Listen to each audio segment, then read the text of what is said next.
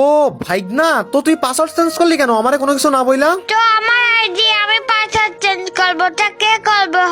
কি তোর আইডি মানে বুঝলাম না। শোন ভাইগনা, মাথায় কিন্তু এবার রাগ উঠে যাচ্ছে। তোমার বিবেচ পর বলে ভাববা লেগেছে না? তুমি বড় বড় প্লেয়ারদের সাথে খেলো, আমার অ্যাড নাও না।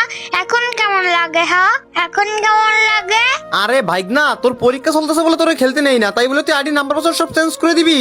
আর আর তোমার যে আমি বলছিলাম বিবেচ পাইয়ে একটা মেয়ের সাথে রিলেশন করে দিব, সেটা তো তুমি আর করলা না। এখন আমি তোমার আইডিতে সবগুলো মেয়েকে পাঠিয়ে গার্লফ্রেন্ড বানাবো।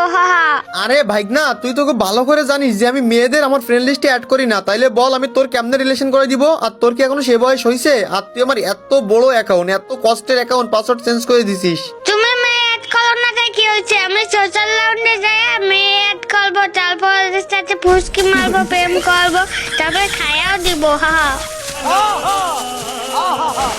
এই বিয়াদব, তুই কিন্তু হেভি প্যাকে যাচ্ছস। দাঁড়া, তোর আম্মুর সাথে নালিশ করে নি। দাঁড়া, তুই এত পরিমাণ লুচ্ছা হইতেছস কেন?